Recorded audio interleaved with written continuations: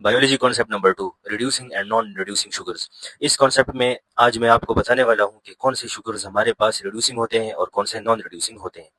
तो सबसे पहले तो ये जान लेते हैं कि रिड्यूसिंग शुगर्स क्या होते हैं और ये क्यों होते हैं, और नॉन रिड्यूसिंग शुगर्स क्या होते हैं और ये क्यों होते हैं। तो अगर रिड्यूसिंग शुगर्स की बात की जाए तो रिड्यूसिंग शुगर्स वो शुगर्स होते हैं जो कि हमारे पास रिड्यूसिंग एजेंट के तौर पर एक्ट कर सकते हैं।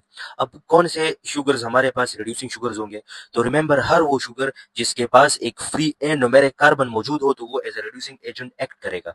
और जब ये रिड्यूसिंग एजेंट होगा तो it will be able to reduce cupric और फेरिक आयन। ठीक, इसमें फिर ये एबिलिटी होगी कि ये इनको रिड्यूस कर सके। ऑन द अदर हैंड, अगर हम नॉन रिड्यूसिंग शुगर्स की बात करें तो they can not act as a reducing agent. Why? Because they do not have a free anomeric carbon. इनमें एनोमेरिक कार्बन होता ही नहीं है फ्री, इस वजह से ये as a reducing agent act नहीं कर सकते। एंड अगर ये हमारे पास रिड्यूसिंग एजेंट एक्ट नहीं कर सकते तो इसका मतलब है कि they won't be able to reduce cupric और फेरिक आयन। अब आते हैं हम मोनोसैकेराइड्स की तरफ और देखते हैं कि इनमें कौन से शुगर्स हमारे पास रिड्यूसिंग है और कौन से नॉन रिड्यूसिंग है। तो अगर देखा जाए ग्लूकोज को, फ्रक्टोज को, गैलेक्टोज को और मेनोज को, तो हर एक में हमारे पास जो है ना तो फ्री एनोमेरिक कार्बन मौजूद है। अब जरा मैं एनोमेरिक कार्बन की आपको एक्सप्लेनेशन दे दूं कि एनोमेरिक कार्बन क्या होता है। तो रिमेंबर, वो कार्बन जो कि दो ऑक्सीजन के साथ एट अ टाइम बॉन्ड बनाता हो तो that is anomeric carbon. Glucose में कार्बन 1 ने ऑक्सीजन के साथ जो है ना तो दो ऑक्सीजन के साथ बॉन्ड बनाया हुआ है।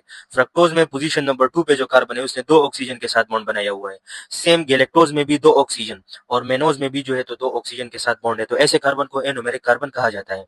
तो अगर ग्लूकोज, फ्रक्टोज, गैलेक्टोज और मेनोज में देखा जाए तो हर एक में हमारे पास जो एनोमेरिक कार्बन है दैट इज फ्री, यानी it is not involve in glycosidic bond. सही है, तो इसका मतलब है कि जितने भी मोनोसैकेराइड्स होंगे they all will be reducing sugars. अगर हम डाइसैकेराइड्स को देखें तो डाइसैकेराइड्स में हमारे पास माल्टोज, लैक्टोज और सक्रोज, ये हमारे पास एग्जांपल्स है इसके। ठीक है, तो अगर माल्टोज में देखा जाए तो एक एनोमेरिक कार्बन तो ग्लाइकोसिडिक बॉन्ड में इन्वॉल्व हुआ है लेकिन जो दूसरा है दैट इज फ्री। सेम अगर लैक्टोज को देखा जाए तो एक एनोमेरिक कार्बन हमारे पास ग्लाइकोसिडिक बॉन्ड में इन्वॉल्व हुआ है लेकिन दूसरा एनोमेरिक कार्बन फ्री है। तो इसका मतलब है कि these two also act as reducing sugars. ठीक, लेकिन अगर हम सक्रोज को देखें तो सक्रोज में ग्लूकोज का एनोमेरिक कार्बन और फ्रक्टोज का एनोमेरिक कार्बन दोनों ग्लाइकोसिडिक बॉन्डिंग में इन्वॉल्व है। तो इसका मतलब है कि सक्रोज में कोई फ्री एनोमेरिक कार्बन मौजूद नहीं है। तो it means that it is a non reducing sugar. अगर पॉलीसैकेराइड्स की बात की जाए तो ये सारे के सारे नॉन रिड्यूसिंग शुगर है। क्यों? Because they do not have a free anomeric carbon. इनमें कोई भी एनोमेरिक कार्बन अवेलेबल नहीं होता, सारे ग्लाइकोसिडिक बॉन्ड में इन्वॉल्व होते हैं। तो this was all about the reducing and non reducing sugars.